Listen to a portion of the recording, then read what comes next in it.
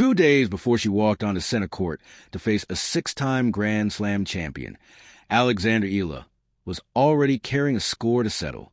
Her second-round opponent was a player named Maya, who had arrived into that match on the back of one of the biggest results of the entire tournament, a win over Serena Williams in the round before. That momentum, that adrenaline, followed Maya straight on the court against Eala. For one set, it worked. Maya broke serve early, controlled the rallies, and took the opening set 6-3. But this was not a new rivalry. A year earlier, on English grass, Eala had lost a final to the same opponent that went all the way to a deciding set tiebreak, a defeat she said she found difficult to revisit for months afterward. On this occasion, the outcome reversed completely. After dropping the first set, Eala won the second 6-2, then delivered a 6-0 bagel in the third to close out the match 3-6, 6-2, 6-0. It was a result built on tactical adjustment, taking the ball earlier, shortening points, and refusing to let Maya dictate rhythm from the baseline. That win pushed Eala, a 21-year-old from the Philippines, into the third round of Grand Slam for what history would soon confirm was a milestone appearance.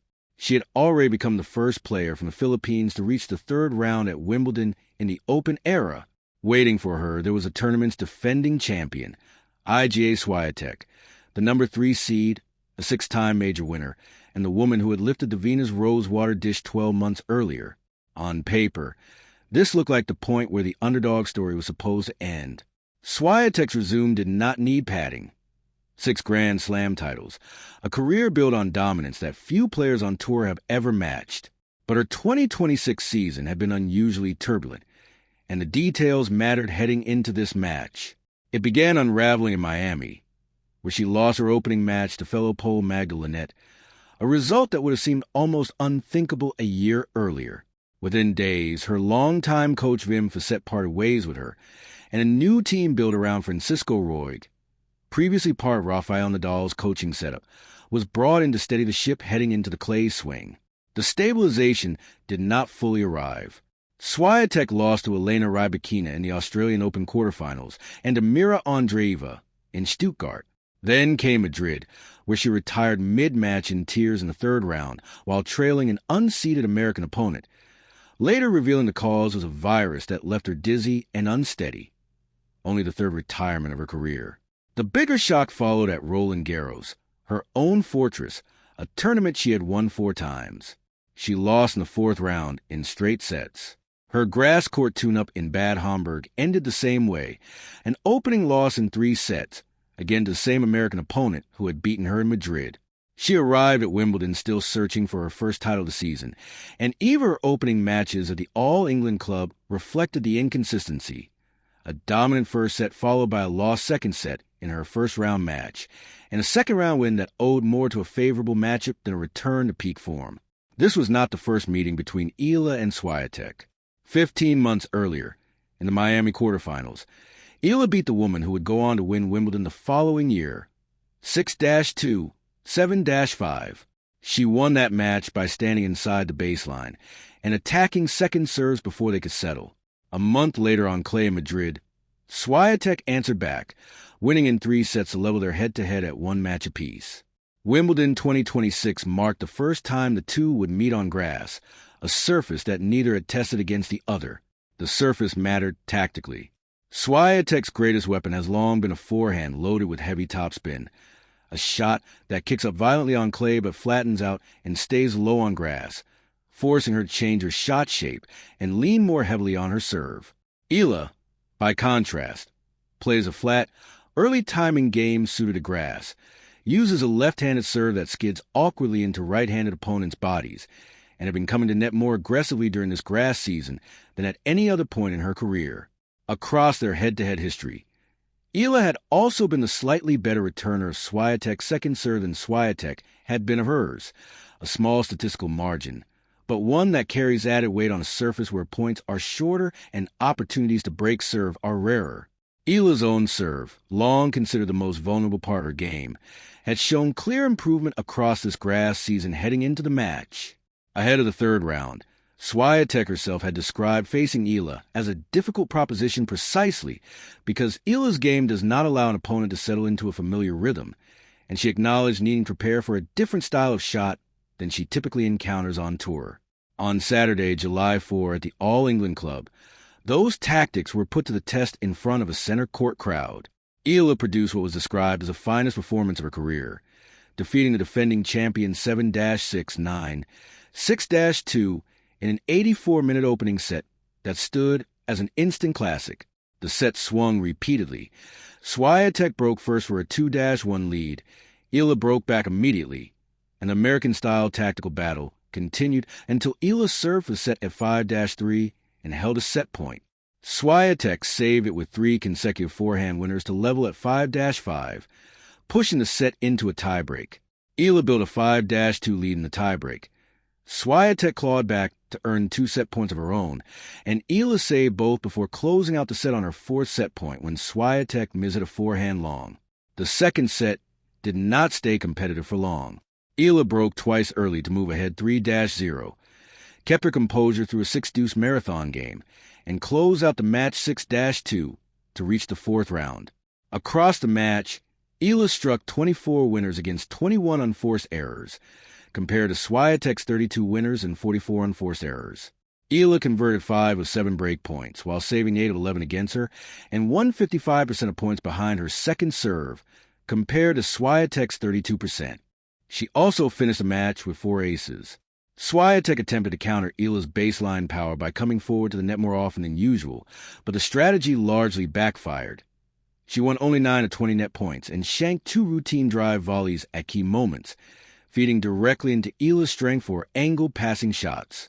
Speaking afterward, Eala said, "I don't know how to describe it." She also reflected on what the moment meant given her background, noting that an achievement like this might seem smaller to players with more Grand Slam experience, but for someone who grew up training with her brother and grandfather in the Philippines, it carried a different weight entirely. She was careful to add that satisfaction was not the same as being finished with a tournament, saying she was already looking ahead to her next match.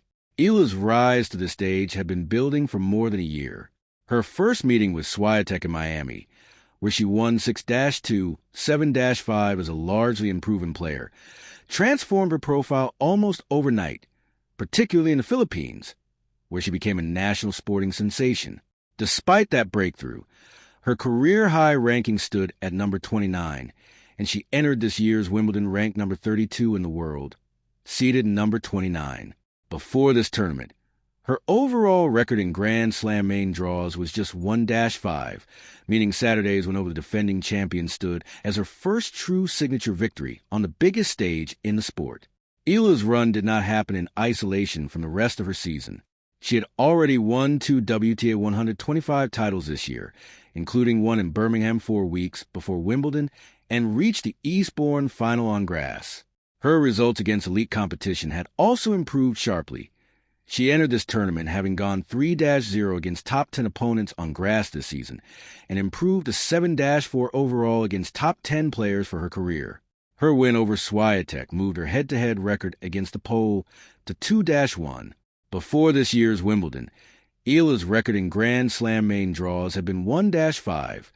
This tournament represented her first signature win on the sport's biggest stage. Eala's victory was not the only upset shaking up the tournament's bottom half that day. On court 1, Belgian number 25 seed Elise Mertens defeated world number 2 Elena Rybakina 7-6 for 6-1, denying Rybakina a second Wimbledon title and guaranteeing that Aryna Sabalenka would remain world number 1 following the championships. Mertens described the turning point plainly. "I really took the momentum there." She added that she kept reminding herself that Rybakina would need to win 2 further sets to take the match, and that maintaining her own level without unforced mistakes proved decisive. The result meant Rybakina had now failed to advance beyond the 3rd round at Wimbledon in her past 2 appearances, despite having lifted the trophy in 2022. For Mertens, the win was just her second over Rybakina in 9 career meetings, and it secured her place in the Wimbledon 4th round for the 4th time in her career. The 2-time Wimbledon doubles champion was set to face Marie Bouzkova next for a place in the quarterfinals. With both the defending champion and the second seed eliminated on the same day, the bottom half of the women's draw opened significantly. Eala's reward for beating Świątek was a fourth-round meeting with number 13 seed Jasmine Paolini, the 2024 runner-up at Wimbledon, who had needed just 66 minutes to beat Maria Sakkari 6-1, 6-2 in her own third-round match, conceding only 11 points on her own serve throughout that entire match. Eala had already faced Paolini once before, winning 6-1, 7-6-5 in the second round in Dubai earlier in the year, saving 2 set points along the way. Reflecting on how she navigated the pressure of the tiebreak against Świątek, Eala explained her mindset in the press conference afterward. "I was just thinking one point at a time." She added that thinking too far ahead in a tight tiebreak can cause a player to lose composure, and that trusting instinct over deliberation had carried her through the decisive moments. She also described her approach to reading the game in real time, saying that once she saw an opportunity or saw the ball arriving in a hittable position, she committed to the shot rather than second-guessing it. Paolini's own path to the fourth round reinforced just how difficult a test awaits Eala next. The Italian has now reached the second week of a Grand Slam for the sixth time in her career, and for the first time since Roland Garros 2025. Her win over Sakkari also leveled her career head-to-head with the Greek player at 3-3 and marked their first-ever meeting on grass. Eala, for her part, holds the edge in their limited history, having beaten Paolini in Dubai earlier this season after saving 2 set points along the way. For Świątek, the defeat extends a season defined by inconsistency rather than the dominance that has characterized most of her career. She remains a 6-time Grand Slam champion ranked inside the world's top 4, and her run of difficult results does not erase the body of work built over several years at the top of the sport. But the pattern across 2026, the Miami exit, the coaching change, the retirement in Madrid, the fourth-round loss at Roland Garros, and now a third-round exit at Wimbledon, represents the most extended stretch of instability of her career to date.